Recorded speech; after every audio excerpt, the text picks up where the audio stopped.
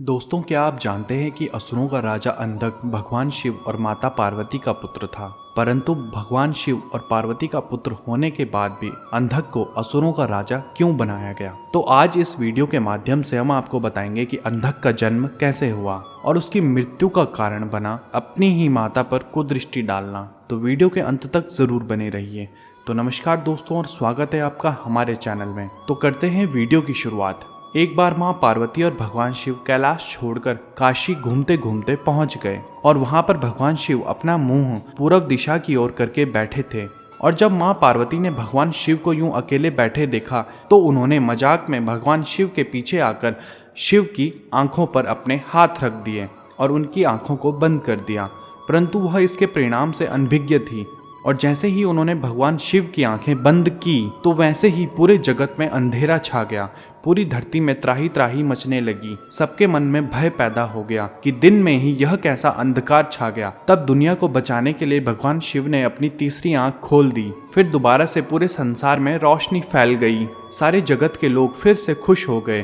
परंतु भगवान शिव के तीसरी आंख की गर्मी इतनी ज्यादा थी कि माँ पार्वती को पसीना आ गया और अत्यधिक पसीने के कारण पसीने की बूंदों से एक बालक पैदा हो गया और वह बहुत ही भयंकर और बड़े मुंह वाला बालक था। और जैसे ही माता पार्वती ने भगवान शिव से कहा कि यह कैसे पैदा हुआ, तब भगवान कहते हैं कि यह तुम्हारे पसीने से उत्पन्न हुआ है, यह मेरा पुत्र है। यह बालक अंधकार में पैदा हुआ है, इसी वजह से इसका नाम अंधक है। और जब यह बालक छोटा था तो कुछ समय बाद दैत्य हिरणाक्ष भगवान शिव के पास पुत्र प्राप्ति के लिए आए और कहा कि मुझे पुत्र चाहिए।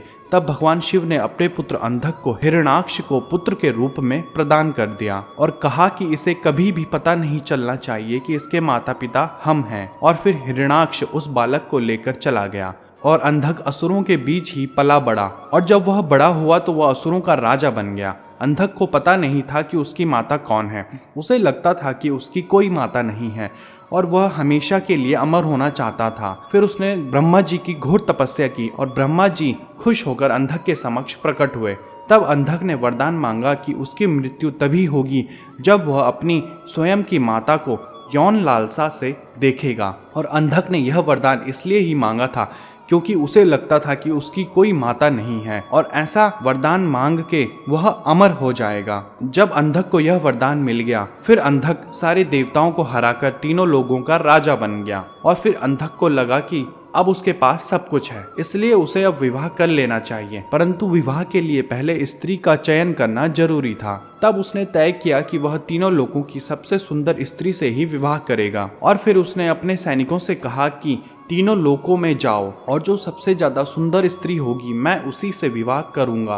तब उसे पता चला कि तीनों लोकों में पर्वतों की राजकुमारी पार्वती से सुंदर कोई नहीं है, जिसने अपना महल त्याग कर कैलाश में रहने वाले शिव से शादी कर ली। तब अंधक ने कैलाश जाने के लिए तैयारी करना शुरू कर दिया और अपने सैनिकों को लेकर कैलाश पर्वत पर पहुंच गया। और जैसे ही उसने पार्वती को देखा, उसने कहा कि मुझे आपसे विवाह करना है।